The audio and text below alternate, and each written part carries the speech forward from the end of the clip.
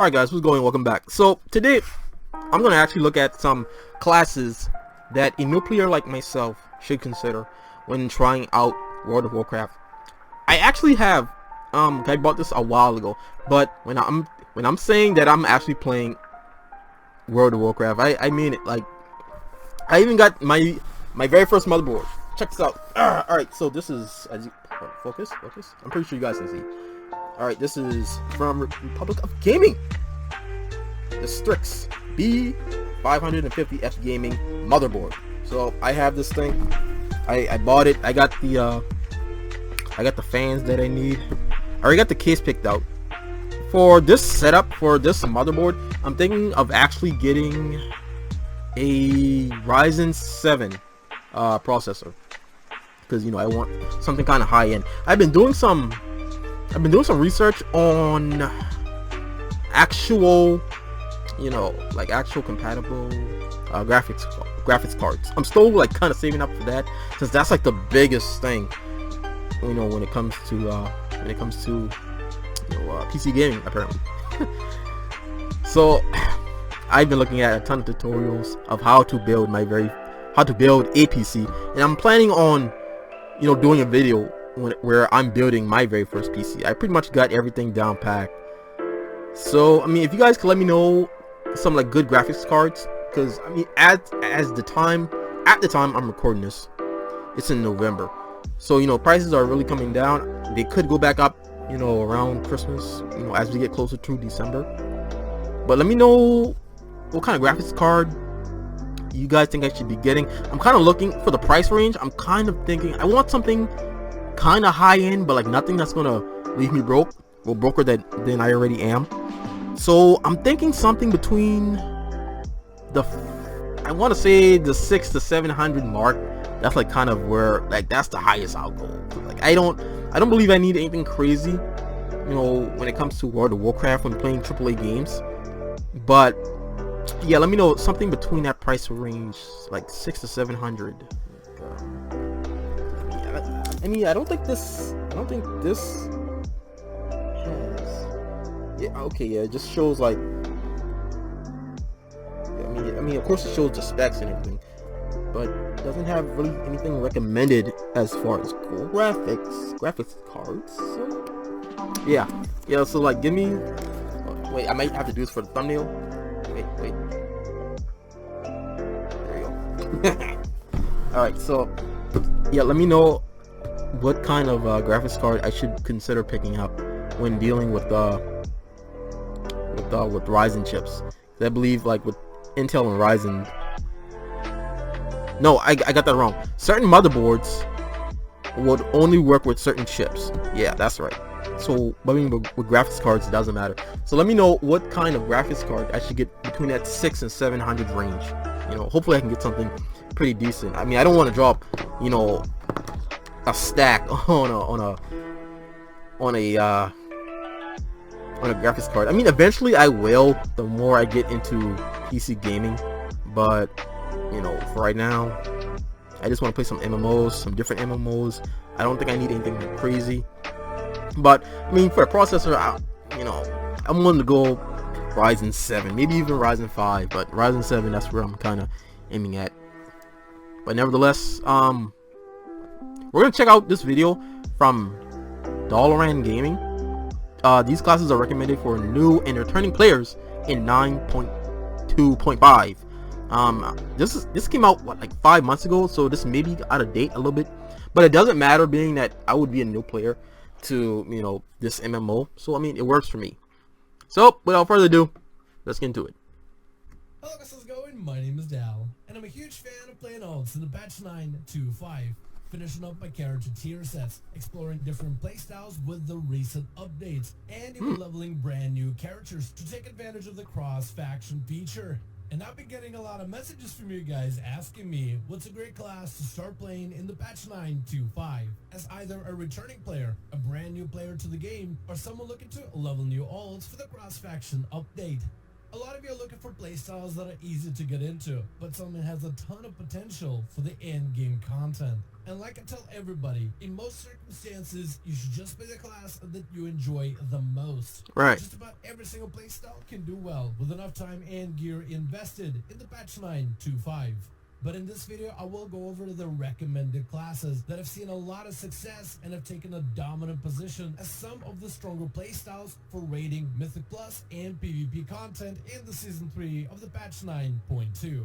But right before we get into this video list, most of you guys watching these videos are still not subscribed. However, the more of you remind, the more of you do. So, let's keep it going. Hit that subscribe button. As well as hit the bell if you're watching these videos anyway. Right. Especially if you want to catch more regular video updates like these, patch 9.2.5 news and class changes, and potentially future alpha announcements of the next expansion of Dragonflight. Dude, hit with an ad already. Come on. I mean, but get your money, man. Get your money. The first class on the list will be the class of Death Knight, starting with its... Yeah, I hear that Death Knights are like really popular. Dominant tanks for all endgame content. The Blood DK has been greatly enhanced with a 9.2 tier set, allowing them an extended duration. Ooh, that's cool. That's cool. Turns them into an unkillable juggernaut, capable of receiving and delivering overwhelming damage. You summon an extra runic weapon by your side to mimic your attacks, which rewards you with far greater DPS output. Frost Death Knight tier set greatly enhances their output in AoE content, which gives them a dominant position in some of the AoE-focused Sepulchre raid fights, but also a much greater presence within Mythic Plus content. Okay. And while Unholy DK is slightly behind Frost for PvE, it does dominate within PvP. Their tier set greatly amplifies the damage of undead minions. The recent Death Knight buffs to better counter magic damage has further improved on their PvP performance. The class of Monk is another recommended option, starting with the tank spec of Brewmaster. I like monks. Are an excellent tank for a starting new player, mostly thanks to the stagger mechanic. Stagger offsets a portion of the damage you take for later, which makes it much easier to heal. Bro, that's the monk clan? You're a healer. Stagger happens passively, so it's really easy to pick up. And with the patch 9.2 tier set, survivability and damage has only improved for Brewmaster. Windwalker is a fantastic spec that dominates in AoE Mythic Plus content, and with the recent buffs to their single target damage, the overall PvE performance has just been upgraded. They also are a very powerful choice when it comes to PvP. And lastly, Mistweaver is probably one of the most fun healers. Nice ballerina spins. Currently in 9.2.5, it dominates when it comes to raid performance. This raid healing output also translates really well into rated battlegrounds, granting them an advantage when it comes to RBG PvP content. The next class recommended on this list will be the Druid, starting with Resto, which saw damage and healing buffs in the patch 9.2. As of 9.2.5, Restoration is a fantastic healer that excels in all endgame content, with a tier set that strongly empowers its healing output. It's also one of the few very cool that glams. has the ability to play into hybrid builds, letting them either fully focus on keeping their allies safe, or dive into damage playstyles, enhancing their sustain in Mythic Pluses, burst in PvP, and damage potential within raiding content.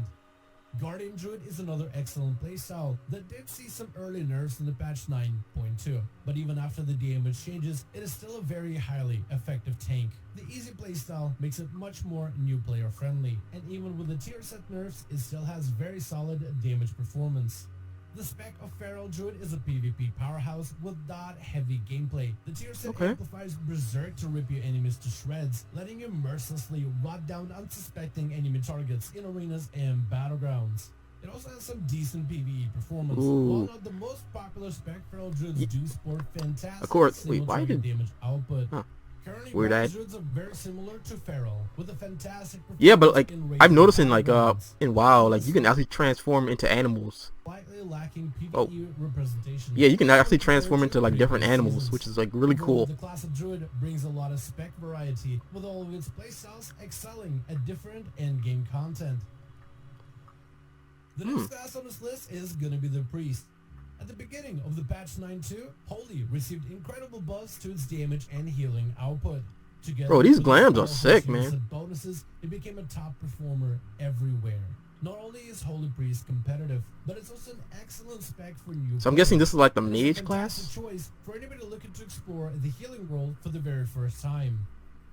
With the recent buffs in 9 to 5, Disc Priest has recently been gaining some popularity within PvP. Yeah, It's okay. very difficult for Disc to compete against Holy in dungeons and raids, but recent buffs to the This is like the Paladin's white mage playstyle class. for arenas and battlegrounds gives Disc Priest a super fun playstyle with new possibilities and potential. The spec of Shadow is a solid ranged DPS choice that currently does decent in most content, excelling specifically in single target raid fights. Other endgame content, the playstyle does decent, but it hasn't been able to capture the wide popularity of the player community. Oh, that's cool. Currently, the whole class of Rogue is a top PvP contender, with all three specs performing excellently in arenas and battlegrounds. Okay, so this is like the ninja Outworld class. dominates the arenas with its cooldown reduction mechanic, an unpredictable spec with enhanced defensives and crowd control. The recent buffs to their single target damage gives them a new competitive edge when it comes to PvE content, specifically inside of Mythic Plus dungeons. The spec of Assassination is extremely deadly in PvP, especially if you play it with the Knight Fate Covenant, but it's also a very powerful contender for just kinda sat there. raid damage. Subtlety is Bro, a these very solid glams, bro, all-around spec so with cool. excellent performance in all endgame content, be it raids, Mythic Plus dungeons, or PvP. The class of Warrior is also on this list, with a spec of Fury leading the charge. Currently, Fury is one of Yes, the Warrior top and their big melee shoulders. classes in all Oh, endgame shoulder pads. content. This playstyle has competitive numbers in both PvE and PvP. It has very high effective damage in AoE situations, which is highly sought after in both raids and Mythic Pluses. And it can easily overpower any other class within PvP when combined with Necrolord Covenant, the tier set bonus, and the Reckless Abandon talent, making the spec of Fury a melee Big DPS shoulder powerhouse. pads. Then we have the playstyle of Arms Warrior, which is a solid rating spec, but otherwise lives somewhat in the shadow of Fury. It is not a terrible playstyle, but on average it does do slightly less damage than Fury Warrior, which causes it to have lower popularity in PvE, but it has a very decent representation within PvP. Big Protection spins, Warrior is nice. a fun tanking spec with a ton of single target damage and a massive array of defensive cooldowns. By no means is Protection Warrior a terrible spec, and it's only slightly behind the other tanking playstyles at the high end game content. Even then, it is still a very solid defensive option for all end game content. The next class on this list will be the Warlock, starting with Destruction, which is an ultimate PvE powerhouse. Destruction Warlock tier set is incredibly strong in the patch 9.2, which allows them a very Whoa. AoE focused playstyle. Bro, that is that's incredible. extremely effective. And this tier set bonus makes them overall highly favorable. Bro, to these- all endgame PvE content. These glams and like armor Can sets. also be seen within PvP, though Destruction also saw a defensive nerf as well, which started behind a little bit, but it still makes them a very effective choice for arenas and battlegrounds. In PvE content, Demonology is only slightly behind Destruction, gaining a little bit more of an advantage. Another ad, huh? Stand strong. Die well.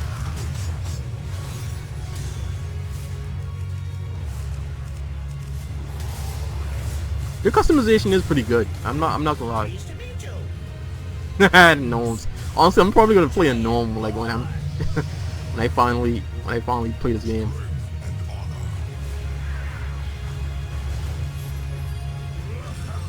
Where's the battle?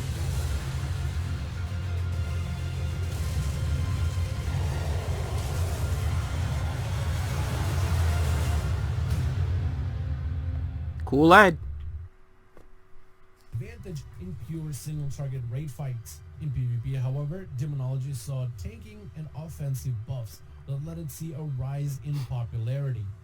Recently, Affliction has been getting better PvE representation, but it's still quite behind Destruction and Demonology. In PvP, Affliction saw similar defensive nerfs, yet they still retain a huge portion of their overall survivability. Bro, these armor sets, Affliction is man. also an insanely Badass. powerful spec when it comes to rated battleground PvP content. The next class on this list will be the Mage, with a spec of Fire maintaining competitive PvE damage when it comes to raids and Mythic Plus dungeons. Fire also has a fantastic lead when it comes to PvP. Okay, so this is just the Highly mage. destructive So I'm guessing like Holy burst Priest. damage, great control in arenas, as well as fantastic survivability, making it rather Ooh, difficult to lock down a cool. fire mage in this bursty PvP meta. Frost Mage is an effective PvP So like, is a Holy spec Priest with a lot of considered a focus mage? on AoE damage, which makes him decent in raids and highly effective in Mythic Plus and game content. In the patch 9.2, we also saw a rise of the Frost Mage's dominance when it comes to PvP. Though, And would he this be recently considered added like the Result Black Tickets Mage, did or? receive a brand new That's what I'm nerf, guessing. That's what I'm making guessing, him less Luis. effective against interrupts, meaning a large portion of the Frost Mage damage and control can now be easily interrupted. Their damage in arenas is still highly effective, though they'll need to watch their interrupts a little bit more closely going forward. Oh, you can change your size. That's cool. Recently saw buffs for PvE and PvP, and while this playstyle does not have the same popularity that Fire and Frost has, it has seen some improved performance within all parts of endgame content. And finally, we have the class of Hunter, starting with a spec of Survival, which is absolutely the most explosive AoE DPS output. Damn, Their look at the tier set in numbers. Patch 9.2 makes them a very solid contender in all PvE content, and provides a decent chunk of burst within PvP as well. Marksmanship is the range alternative to the melee playstyle of Survival Hunter. Marksmanship is also very well suited for AoE output, though it is more cooldown reliant than Survival. However, it is a fantastic PvE performer if you don't enjoy the melee playstyle. Beast Mastery is a decent PvE choice, though it is going to be on average behind the other two specs in raids and dungeons. But where Beast Mastery is highly effective in is in PvP, offering a ton of sustained pressure from a distance, together with your pets, Cobra shots, and kill shot bleeds. Overall, the class of Hunter is a nice mix of melee and range that performs well in all parts of endgame content. Now it's going to be the full list of classes that I recommend for new players, returning players, and those looking for an alt in the patch 9.25. Okay. But please don't feel limited by this list. These are just my personal recommendations. Right. I highly encourage for all of you to explore and check out all of the other classes that were not mentioned in today's video. If you guys have a list of your own recommended classes, either based on highest performance, the popularity, or the fun factor, feel free to share it in the comments below. What class would you personally recommend to other players for the patch 9.25? Let me know your thoughts in the comments below. If you guys enjoyed this video or found it informative, go ahead and give it a thumbs up. I would very much appreciate it. And as always, in the description of every single live stream and video, we have a link to our Discord community channel. You guys are more than welcome to join our Discord, probably the best place to reach out to me directly in case you want to let me know your thoughts about this video. DMs are always open. Join our Discord to become part of the community. Thank you all so much for watching. I do hope you guys enjoyed. Nice. Let me know your thoughts. Nice. And as always, I'll see all of you guys in another video. Alright, cool video, man. That was really cool. Alright, okay. So that gave me a good list of classes to go off of.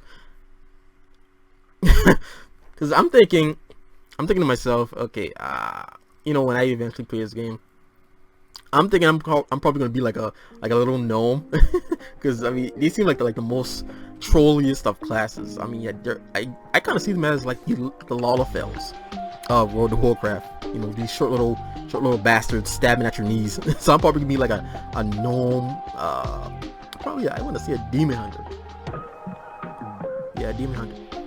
Or like a little gnome monk. But honestly, I want to play all the classes because Druid looks incredible. Like, I wish they would implement something like that in Final Fantasy. I mean, we kind of do with Summoner, but you actually can't become the creatures, you know? I really like that about Druids. So I want to try out the Druid class, the Monk class, the Dark Knight class. Oh, not Dark Knight. Yeah, is it Dark Knight? Yeah, I think that people call it DKs. So yeah, Dark Knight. Yeah, Dark Knight. I want to try that class. I want to try the Warrior class. I want to try out the Paladin class. Is it called Paladin in WoW, or is it like Crusader or something. I want to say Paladin. Yeah, I think it's Paladin, but you know, don't quote me. So pretty much I want to play all classes. So there's probably gonna be like a lot of fucking oats. So I mean, that's cool. I mean, it gives me like a lot of time to really play out, you know, all classes. But at least in Final Fantasy, like that's the thing that I'm also kind of concerned about, is in Final Fantasy we can play all classes on one character.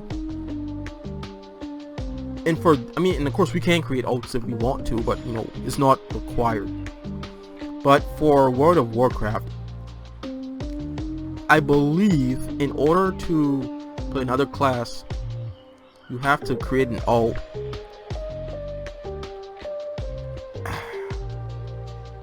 Because like I'm somewhat in the, you know, because I have a I'm in a World of Warcraft group, and of course I watch some WoW creators. But do you guys also have to pay for an ult, or like do you guys get like a limited set of characters you can create per subscription? Like let me know that down in the comments. Like, do you guys have to pay for like every single ult? Because like I want to play a lot of classes, but can like do you guys like pay for different ults separately, or you know, is it like, okay, you get like 10 ults per one subscription, and like if you want to, you know, have more ults for some reason, like you have to pay a different subscription box, you know, if that makes sense, like a different subscription tier. I hit my shit, sorry, but yeah, tier, that's what I'm thinking of. But let me know down in the comments below. That was really cool. Like I said, you know, I have a lot of things needed to create my first PC. The only thing I need is just the processor and the graphics card.